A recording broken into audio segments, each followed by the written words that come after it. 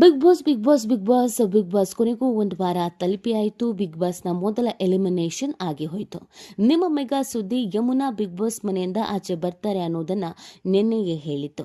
So big ಬಾಸ್ನ ಪ್ರತಿಯೊಂದು ಅಪ್ಡೇಟ್ಗಾಗಿ ನೀವು bell icon ಅನ್ನು ಪ್ರೆಸ್ ಮಾಡೋದ್ರ ಜೊತೆಗೆ ಸಬ್ಸ್ಕ್ರೈಬ್ ಆಗೋದನ್ನ ಮರಿಬೇಡಿ.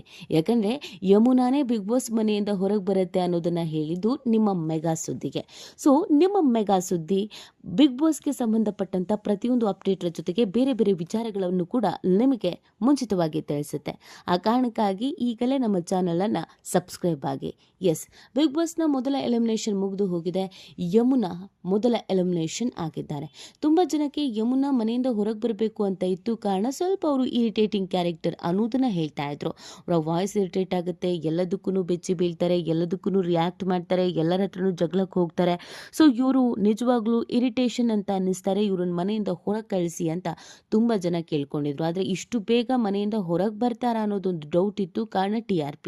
ಯಾಕಂದ್ರೆ ಯಮುನಾ ಎಲ್ಲರ ಹತ್ರ ಜಗಳಕ್ಕೆ ಹೋಗ್ತಾ ಇದ್ರು, ಯಮುನಾ ಎಲ್ಲರ ಹತ್ರ ಕ್ಯಾತೆ ತಗೊಳ್ತಾ ಇದ್ರು, ಕಿರಿಕ್ ಮಾಡ್ಕೊಳ್ತಾ ಇದ್ರು, ಚಿಕ್ಕ ಚಿಕ್ಕದಕ್ಕೂ ದೊಡ್ಡದಾಗಿ ನಟಿಸ್ತಾ ಇದ್ರು. ಸೊ ಆ ಕಾರಣಕ್ಕಾಗಿ ಇವ್ರನ್ನ ಇಟ್ಕೋಬಹುದೇನೋ, ಇವ್ರನ್ನ ಇಟ್ಕೊಂಡ್ರೆ ಕೊನೆವರೆಗೂ ಬಿಗ್ ಬಾಸ್ಗೆ TRP ಅನ್ನೋದು ಬರುತ್ತೇನೋ ಅನ್ನೋದೊಂದು ಭಾವನೆ ತುಂಬಾ ಜನರಲ್ಲಿ ಇತ್ತು.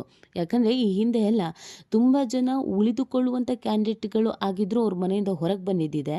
ಅವ್ರು ಯಾವತ್ತೋ ಮನೆಯಿಂದ ಹೊರಗೆ ಬರಬೇಕಾದವರು ಬಿಗ್ ಬಾಸ್ ಮನೆ ಒಳಗೇ ಇದ್ದಿದ್ದು ಇದೆ. ಈ ವೋಟಿಂಗ್ಸ್ ಎಲ್ಲ ನಾಟಕ.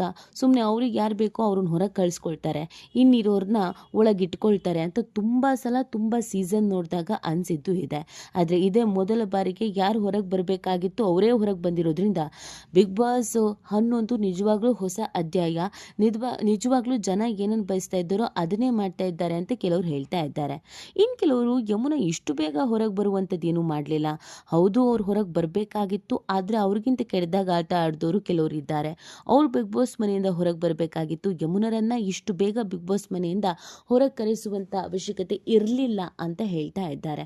ಇದೆಲ್ಲದರ ನಡುವೆ ಬಿಗ್ ಬಾಸ್ ಮನೆಯಿಂದ ಹೊರಗೆ ಬರಬೇಕಾಗಿದ್ದವರೇ ಯಾರೋ ಕೊನೆಯ ಮೂಮೆಂಟಲ್ಲಿ ಬದಲಾಗಿ ಬಂದವರೇ ಯಾರೋ ಏನೋ ಮಾಡೋಕ್ಕೋಗಿ ಇನ್ನೇನೋ ಎಡವಟ್ಟಾಗಿದ್ದು ಹೌದು. ಹಾಗಿದ್ರೆ ಬಿಗ್ ಬಾಸ್ ಮನೆಯಲ್ಲಿ ಎಡವಟ್ಟಾಗಿದ್ದು ಏನು, ಯಾರು ಬರಬೇಕಾಗಿತ್ತು, ಕೊನೆ ಮೂಮೆಂಟಲ್ಲಿ ಚೇಂಜ್ ಆಗಿದ್ದು ಏನು, ಯಾವ ಕಾರಣಕ್ಕೆ ಚೇಂಜ್ ಆಗಿದ್ದು ಅನ್ನೋದನ್ನ ಹೇಳ್ತಾ ಹೋಗ್ತೀವಿ.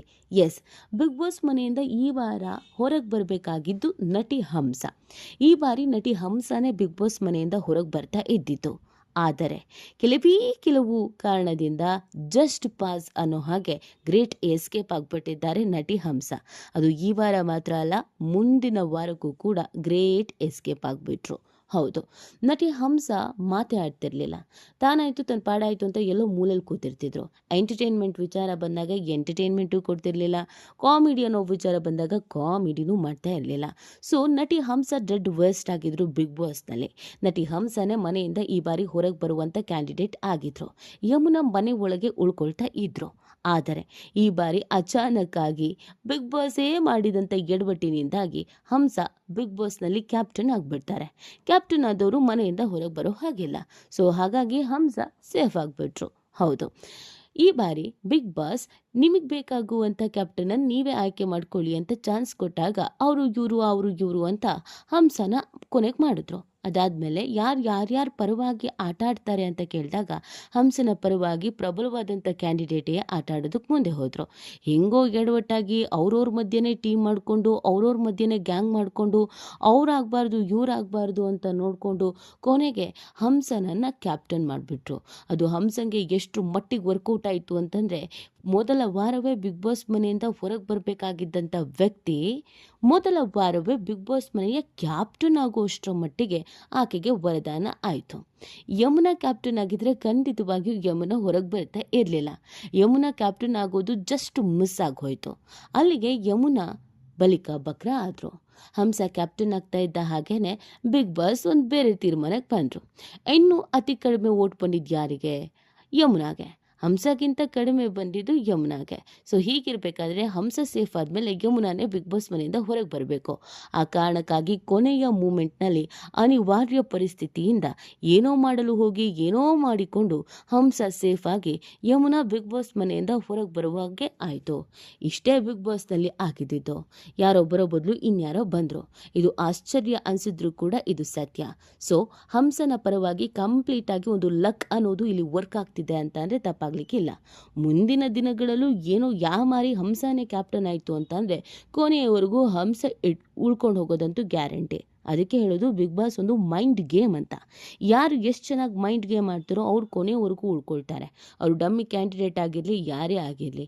ಯಾರು ಏನೂ ಮೈಂಡ್ ಗೇಮ್ ಮಾಡದೆ ಬಡಬಡ ಅಂತ ಯಮುನ ಥರ ಮಾತಾಡ್ಕೊಂಡಿರ್ತಾರೋ ಅವ್ರು ಖಂಡಿತವಾಗಿಯೂ ಬಿಗ್ ಬಾಸ್ ಮನೆಯಿಂದ ಹೊರಗೆ ಬಂದೇ ಬರ್ತಾರೆ. ಈ ಬಾರಿ ಯಮುನಾಗಂತೂ ನಿಜವಾಗ್ಲೂ ಅನ್ಯಾಯ ಆಗಿದೆ, ಮೋಸ ಆಗಿದೆ. ಹಾಗಂತ ಅವರು ಉಳಿಯುವ ಕ್ಯಾಂಡಿಡೇಟ್ ಅಂತೂ ಅಲ್ಲ. ಅದೇ ಮೊದಲ ವಾರವೇ ಬಿಗ್ ಬಾಸ್ ಮನೆಯಿಂದ ಹೊರಗೆ ಬರುವ ಕ್ಯಾಂಡಿಡೇಟು ಅಲ್ಲ. ಹಂಸನಿಗೆ ಹೋಲಿಸಿದ್ರೆ ಯಮುನಾ ಎಷ್ಟೋ ಟಾಸ್ಕ್ಗಳಲ್ಲಿ ಬಾಯ್ ಮಾಡ್ತಾಯಿದ್ರು, ಅಡುಗೆ ಮನೇಲಿ ಬ್ಯುಸಿ ಆಗಿರ್ತಿದ್ರು, ಜಗಳ ಅಂತ TRP ಕೊಡ್ತಾಯಿದ್ರು. ಹೀಗಿರಬೇಕಾದ್ರೆ ಯಮುನನ್ನೇ ಕಳಿಸಿರುವಾಗ ಮುಂದಿನ ದಿನಗಳಲ್ಲಿ ಇನ್ನೂ ಯಾರ್ಯಾರು ಬರ್ತಾರೆ, ಬಿಗ್ ಬಾಸ್ನ ಲೆಕ್ಕಾಚಾರ ಏನು, ಬಿಗ್ ಬಾಸ್ನ ಲೆಕ್ಕಾಚಾರವೇ ತಲೆ ಕೆಳಗಾಗೋದು ಏನು, ಇದೆಲ್ಲವೂ ಕೂಡ ಕಾದು ನೋಡಬೇಕು. ಈ ಬಗ್ಗೆ ನಿಮ್ಗೇನು ಅನಿಸುತ್ತೆ? ಯಾರು ಹೊರಗೆ ಬರಬೇಕಾಗಿತ್ತು? ಯಮುನಾ ಬಂದಿದ್ದು ಕರೆಕ್ಟ್ ಆಗಿದೆಯಾ?